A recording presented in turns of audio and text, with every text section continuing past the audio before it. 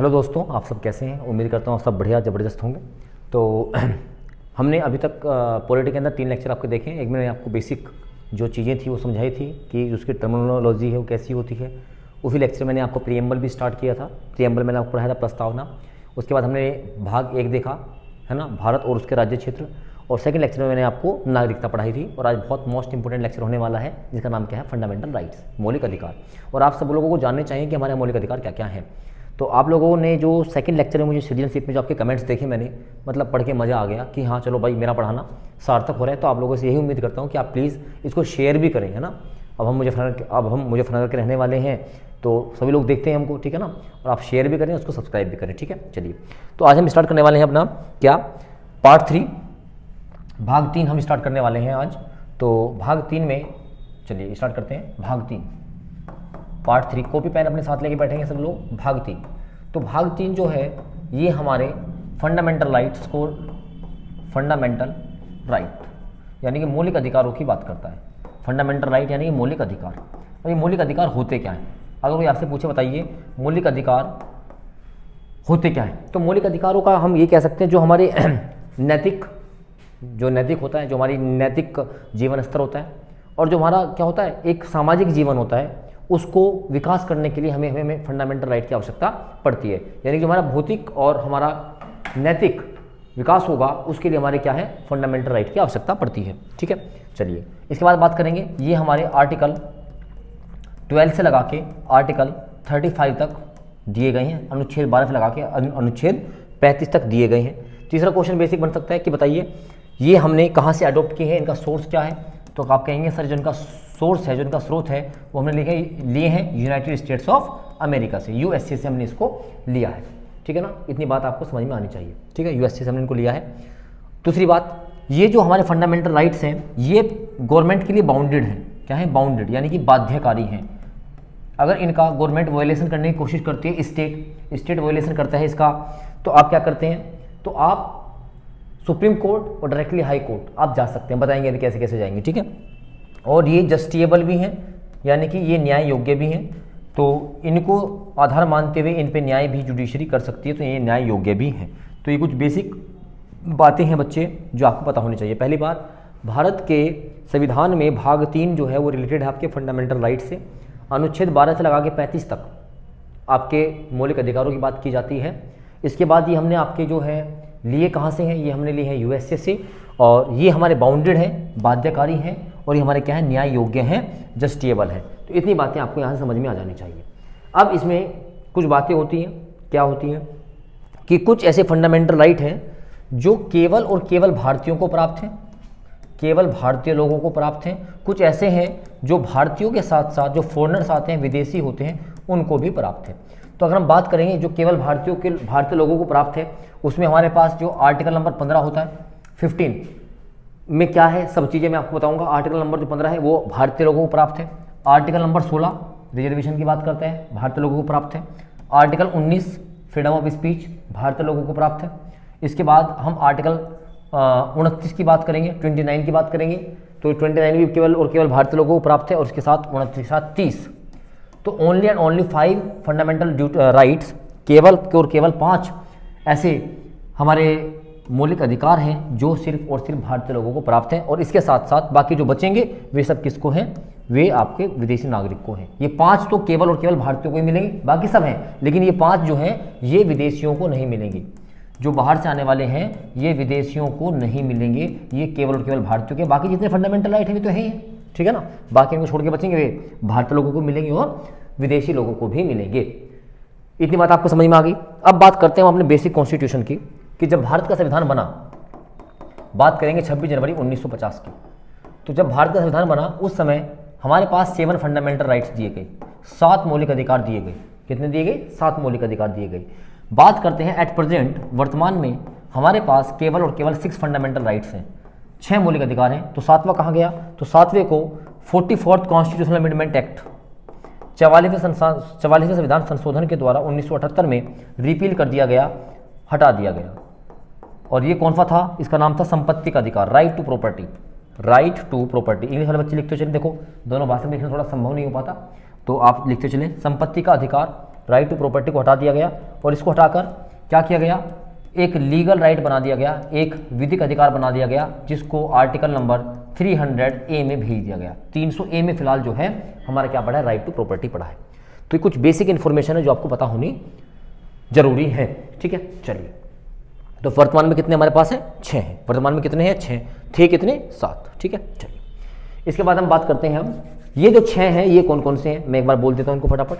जैसे समानता का अधिकार, राइट टू इक्वलिटी, समानता का अधिकार राइट टू इक्वलिटी है, ये हम पढ़ेंगे आर्टिकल नंबर 14 से लगा के 18 तक। दूसरा हमारा फंडामेंटल राइट है स्वतंत्रता का अधिकार, right to freedom of speech and expression, या राइट टू फ्रीडम बोल सकते हैं। तो आर्टिकल हमारा 19 से लगाकर आर्टिकल नंबर 22 तक है। फिर हमारा क्या है, शोषण के विरुद्ध अधिकार, राइट अगेंस्ट एक्सप्लोटेशन, शोषण के विरुद्ध अधिकार, और ये हम पढ़ेंगे right against exploitation article number 23, article number 24। फिर हम पढ़ते हैं धार्मिक स्वतंत्रता, राइट ऑफ रिलीजन फ्रीडम, ये हमारे आर्टिकल 25 से लगाकर 28 तक है। फिर 5वें फंडामेंटल राइट की बात करते हैं, तो ये हमारी है आपकी संस्कृति व शैक्षणिक अधिकार, कल्चरल एंड एजुकेशनल फ्रीडम, जो आर्टिकल 29 और आर्टिकल 30 में है। And last one is the संवैधानिक उपचारों का सिद्धांत, constitutional remedies, right to constitutional remedies का अधिकार, जो आर्टिकल हमारे 32 में है, जो हमारे आर्टिकल नंबर 32 में है।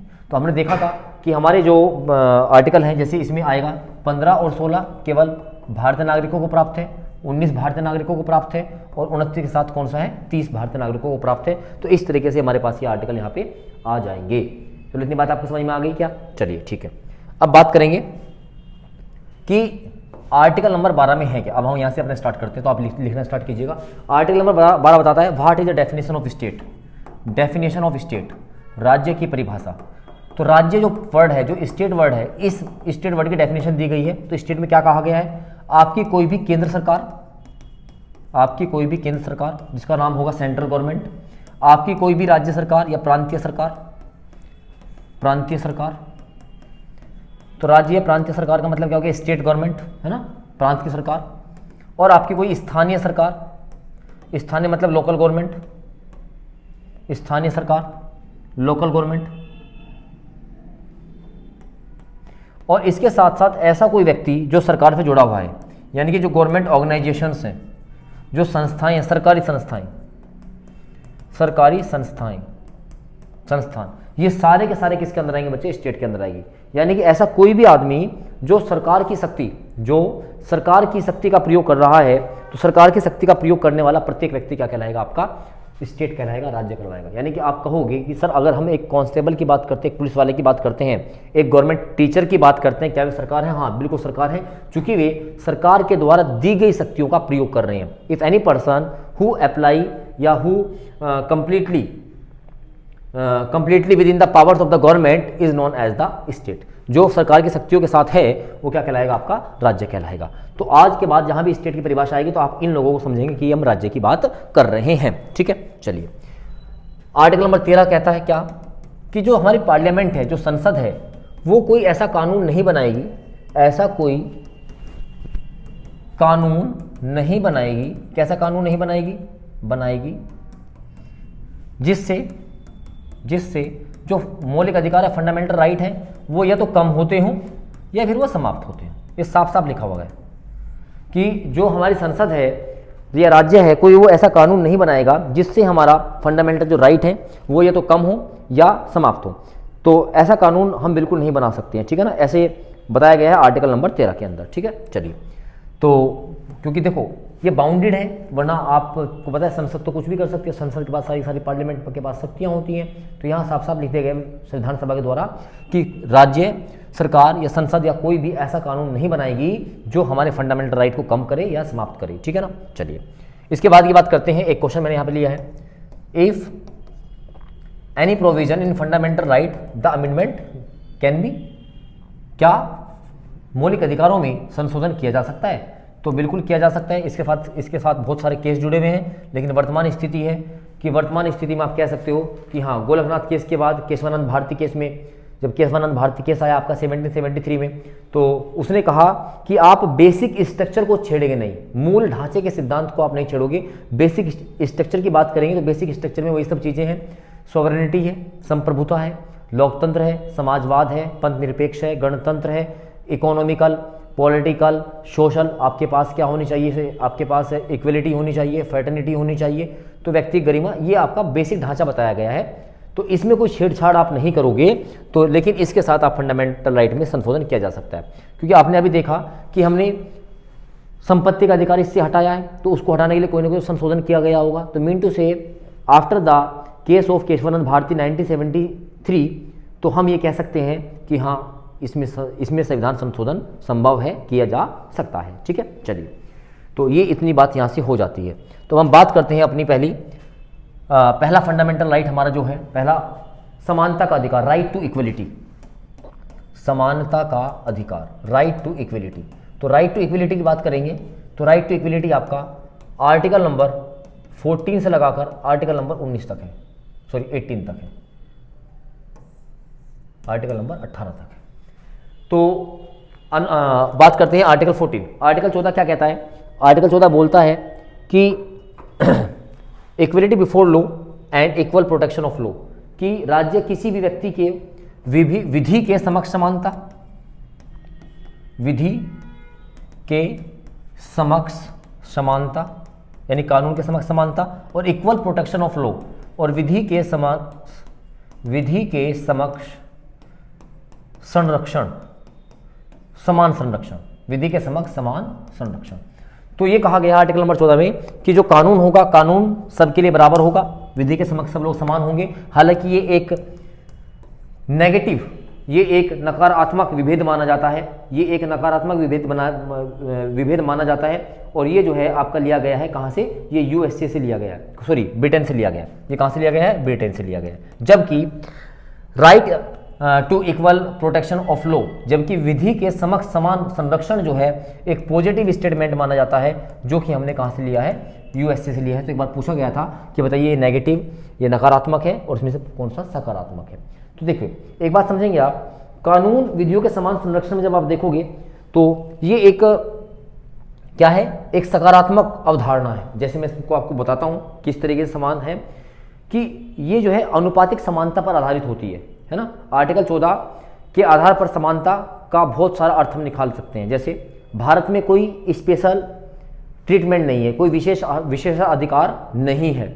इसके साथ साथ समान परिस्थितियों में, यानी इक्वल जब सिचुएशंस होगी तो वहाँ पर आपके सामने इक्वल ही बिहेव किया जाएगा, समान आपका अधिकार किया जाएगा।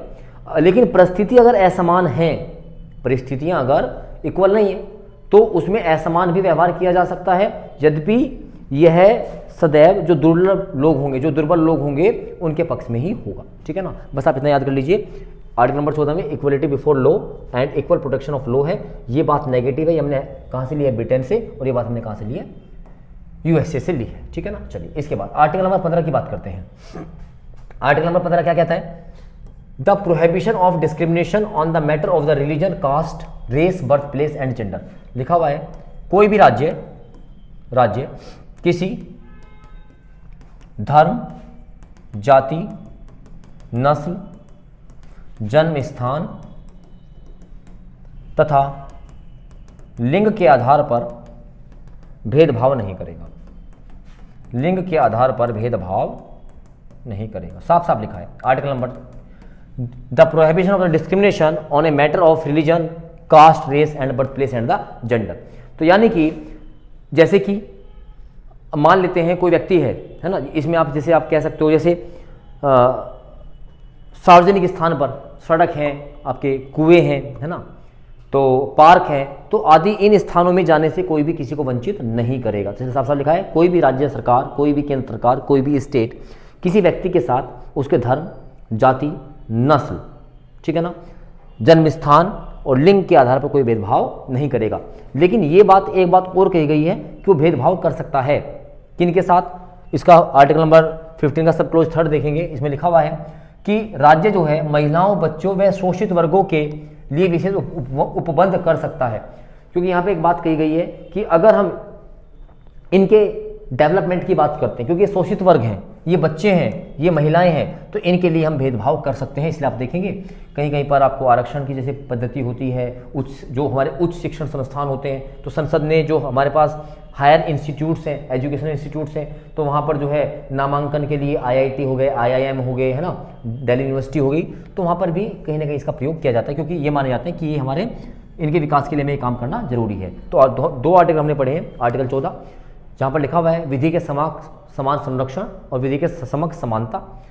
15 पढ़ा है कि कोई भी राज्य सरकार, कोई भी राज्य किसी व्यक्ति के जन्म स्थान, जेंडर यानी कि लिंग, जाति, धर्म, नस्ल के आधार पर कोई भेदभाव नहीं करेगा। ठीक है, चलिए आर्टिकल नंबर 16 की बात करते हैं। लिखा हुआ है equality in the public employment, तो इसको हिंदी में लिखेंगे लोक नियोजन में समानता। आसान भाषा में सरकारी नौकरी, आसान भाषा में क्या, जो सरकारी नौकरी होगी, सरकारी नौकरी में सबको समान अधिकार दिया जाएगा। सरकारी नौकरी में सबको समान अधिकार दिया जाएगा। जितने भी राज्य का अधीन नियोजन होंगे उसमें सबको अवसर की समानता मिलेगी। इसमें भी व्यक्ति के साथ, है ना, इसमें भी व्यक्ति के साथ जाति, धर्म, लिंग, जन्म स्थान, नस्ल के आधार पर भेदभाव नहीं किया जाएगा। There is a prohibition on the basis of the caste, religion, gender, birth place and caste. ठीक है ना, तो इसमें भेदभाव नहीं किया जा सकता। लेकिन इसका नंबर 3 बताता है, नंबर 3 क्या बताता है, आर्टिकल नंबर 16 का सब क्लोज 3, कि जो राज्य होता है वो निवास के स्थान पर भेदभाव कर सकता है।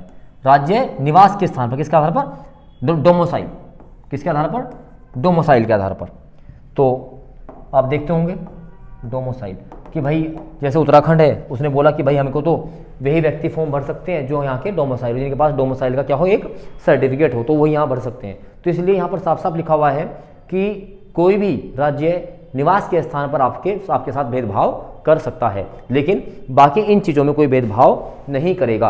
अब आपके पास एक सब टॉपिक आता है आरक्षण, है ना, आरक्षण, मंडल कमीशन। तो मंडल कमीशन कहीं ना कहीं वो आर्टिकल नंबर 16 से ही रिलेटेड है। आइए इसे मैं देखता हूँ, जितना मुझे पता है मैं बताता हूँ। तो मंडल कमीशन पहली बात तो ये 1990 में आया। किस में आया, 1990 में आया। हालांकि पिछला जो ये कमीशन था बहुत पहले आया था, लेकिन इसकी रिकमेंडेशन को जब हमारे प्रधानमंत्री कौन थे, PV नरसिम्हा थे, तो इन्होंने लागू किया था। तो है ना, आपने सुना होगा मंडल वर्सेस कमंडल की राजनीति। तो 1990 में तो VP सिंह, सॉरी VP उल्टा कर दिया मैंने, VP सिंह भाई इसको ठीक करना, सॉरी VP सिंह। तो VP सिंह जब भारत के प्रधानमंत्री थे तो इसको लागू किया गया था। तो इसमें कहा गया था, पहली बात तो कास्ट बेस्ड रिजर्वेशन यहाँ पे आया, जातिगत आधारित आरक्षण। तो जातिगत आधारित आरक्षण में क्या था कि जो OBC होगा इसको 27% आरक्षण दिया गया था, और यहाँ पर जातियों को ही आधार मानकर रिजर्वेशन देने का प्रावधान किया गया था। OBC को 27% दिया गया, जो शेड्यूल कास्ट थे इनको 15% दिया गया, और जो ST थी इनको 7.5% रिजर्वेशन देने की व्यवस्था की गई थी। अब इससे रिलेटेड एक बहुत इंपॉर्टेंट केस आता है जिसका नाम है इंदिरा साहनी केस, है ना, इंदिरा साहनी बनाम भारत संघ 1992। तो इंदिरा साहनी बनाम भारत राज्य में क्या होता है कि चुनौती देती है मंडल कमीशन के रिजर्वेशन को, लेकिन फाइनली सुप्रीम कोर्ट ने इस आरक्षण को वैध ठहराया था, और इसी के द्वारा जो है ये प्रावधान किया गया था। इसमें एक बात आपको और अच्छे से याद रखनी पड़ेगी, जो सरकारी नौकरी में EWS का आरक्षण है, इकोनॉमी वीकर सेक्शन, जिसमें आप 10% आरक्षण देने की बात की गई है, तो ये आर्टिकल 16 का सब क्लोज जो 6 है उसमें बात की गई, इसमें जोड़ा गया था। आपको पता है ना कि 10% आरक्षण दिया जाएगा। EWS जो इकोनॉमी वीकर सेक्शन है, ये किसी भी जाति के, ये किसी भी धर्म के हो सकते हैं, है ना, सॉरी किसी भी कैटेगरी के हो सकते हैं, जनरल कैटेगरी के हो सकते हैं, ये OBC कैटेगरी के हो सकते हैं, ये SC ST कैटेगरी के हो सकते हैं, है ना। आपने तो, लेकिन आपने सुना होगा सही तो जनरल कैटेगरी के होनी चाहिए, नहीं, ये किसी भी कैटेगरी के हो सकते हैं। लेकिन एक बात ध्यान रखिएगा, अगर कोई OBC वाला बच्चा है वो EWS से फॉर्म अप्लाई कर रहा है तो उसकी कैटेगरी EWS काउंट होगी, ना कि OBC होगी, क्योंकि भारत में सिंगल रिजर्वेशन का सिस्टम है। कोई बच्चा है SC का है लेकिन वो EWS का आरक्षण लेना चाहता है, तो वो फॉर्म भरते समय अपना SC कैटेगरी दिखाएगा नहीं, SC का कोई सर्टिफिकेट नहीं लगाएगा, वो सर्टिफिकेट लगाएगा EWS का, तो EWS के लिए जुड़ जाएगा। तो कहने का मतलब है तो SC का ही, ये तो SC का ही क्या लेगा, SC का ही अपना रिजर्वेशन का फायदा लेगा, या फिर वो EWS का लेगा, दोनों में से एक लिया जाएगा। यहाँ पर दोनों का फायदा नहीं लिया जाएगा। तो अगर कोई पूछे कि क्या EWS जो आरक्षण है वो केवल और केवल जनरल कैटेगरी के लिए है? नहीं, बिल्कुल नहीं है, वो किसी भी कैटेगरी के लिए लागू हो सकता है। बहरहाल वहां पर रिजर्वेशन एक ही लिया जाएगा। इसके बाद जो संविधान संशोधन 103 था, ये आपका EWS रिजर्वेशन से ही संबंधित था, जो 2019 में किया गया था। तो आप 16 नंबर पे आपको एक बात और यहाँ से ध्यान रखनी चाहिए, ये आपको समझ में आ जाएगा, ठीक है ना। चलिए इसके बाद बात करते हैं आर्टिकल नंबर 17। तो यहाँ पर लिखा है abolition of untouchability,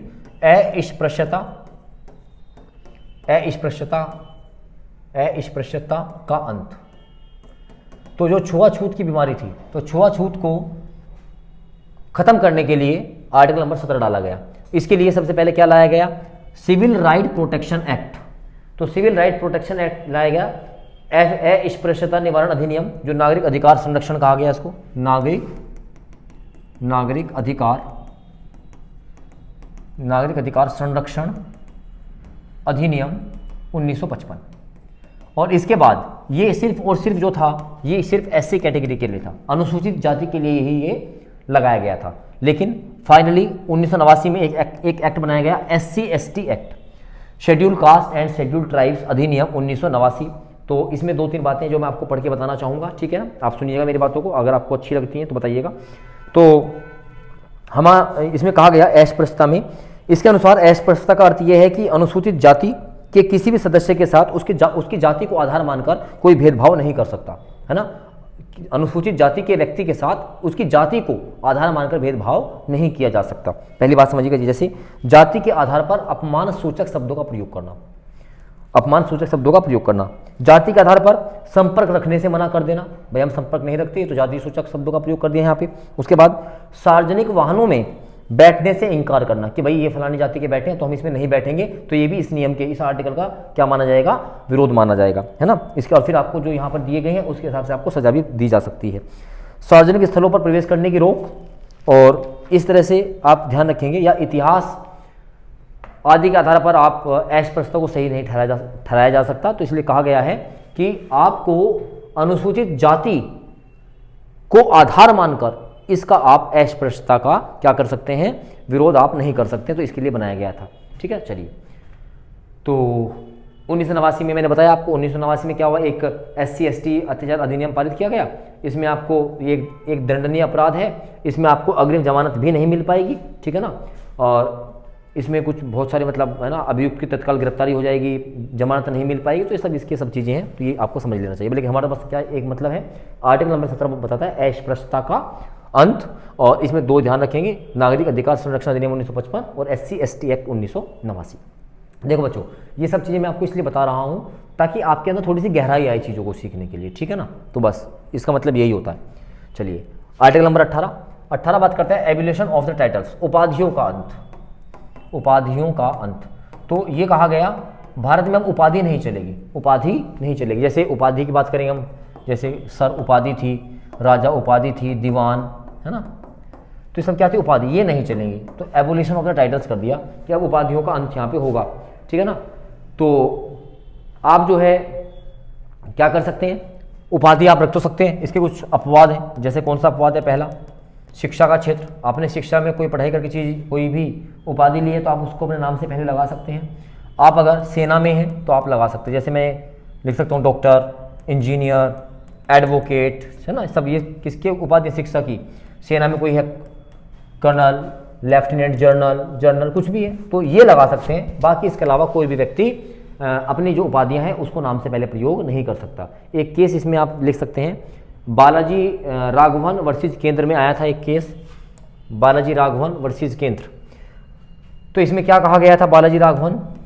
Balaji Raghavan versus centre या संघ। इसमें बात की गई थी भारत रत्न को लेके। पूछा भारत रत्न क्या एक उपाधि है?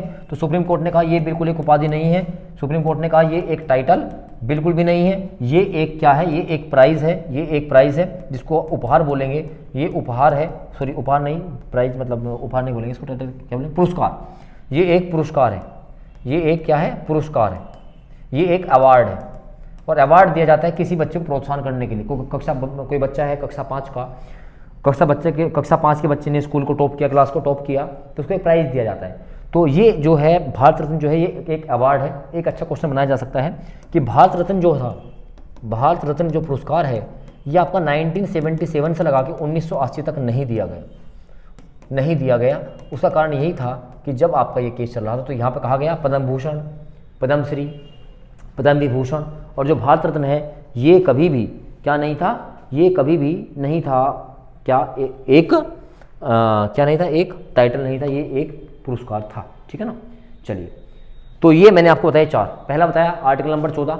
आर्टिकल नंबर 14 में कहा गया विधि के समक्ष सब समान होंगे और विधियों के समक्ष सबको संरक्षण मिलेगा।